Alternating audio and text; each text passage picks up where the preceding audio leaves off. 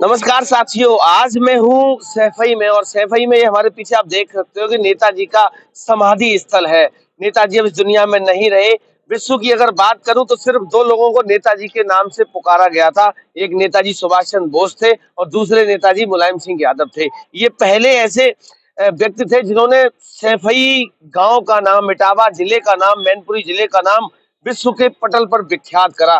देश के रक्षा मंत्री रहे, उत्तर प्रदेश के मुख्यमंत्री रहे, गरीबों, मजलूमों, किसानों की आवाज बनने का हमेशा इन्होंने काम करा था। राजनीति के वो शिखर पर पहुंचे जिसकी अगर कल्पना की जाए तो बहुत कम होगी। समाजवाद की विचारधारा को आगे बढ़ाया और देश नहीं दुनिया में इनका नाम विख्यात हुआ था। नेताजी दिवंगत हो गए, इस दुनिया में नहीं है। 2022 में 10वां महीना था, 10 तारीख थी, 10वां महीना था, नेताजी इस दुनिया से चले गए थे। ये उनका समाधि स्थल है। जब जब यहाँ नेताजी दिवंगत हुए थे, उस समय भी जब इनकी अंत्येष्टि हो रही थी, तब भी मैं इसी जगह पे स्थित था। आज करीब 1 साल से ज़्यादा का समय हो गया। उसके बाद मैं फिर यहाँ यहाँ आज पहुँचा हूँ और देखने पहुँचा था कि वास्तविकता यहाँ क्या बदलाव आया। तो अभी जिस तरीके से उनके पुत्र ने और समाजवादी पार्टी के राष्ट्रीय अध्यक्ष अखिलेश यादव ने कहा है कि हम जब आने वाले समय में अगले वर्ष तक यहाँ एक म्यूजियम तैयार होगा जहाँ नेताजी से जुड़ी हुई बहुत सारी चीजें यहाँ रहेंगी।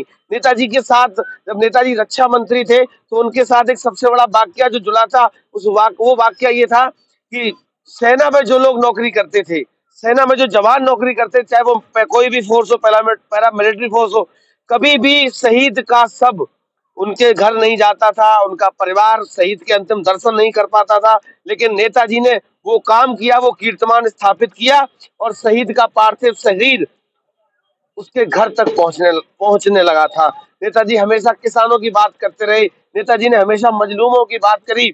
पहले शिक्षक, पहले पहलवान रहे, उसके बाद शिक्षक बने, शिक्षक के बाद इस प्रदेश के मुख्यमंत्री बने और रक्षा मंत्री तक का सफर तय किया। एक बार दिखाओ कि ये वो जगह है, ये सैफई का ग्राउंड है। नेताजी की अंत्येष्टि आप पीछे देख सकते हो, उस छोटी सी जगह पे हुई थी। उसके बाद यहाँ मूर्ति रख दी गई है।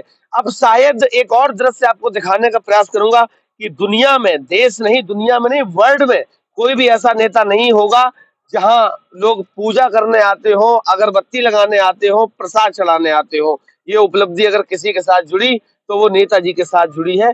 उनकी एक छोटी सी प्रतिमा यहाँ लगाई गई है। जो लोग आते हैं, अंतिम दर्शन करते हैं, पैर छूते हैं, पूजा करते हैं और ये शायद अभी बहुत सारे नेता देश में दिवंगत हुए हैं और आने वाले समय में बहुत सारे नेता दिवंगत होंगे, इस देश और दुनिया को छोड़कर जाएंगे।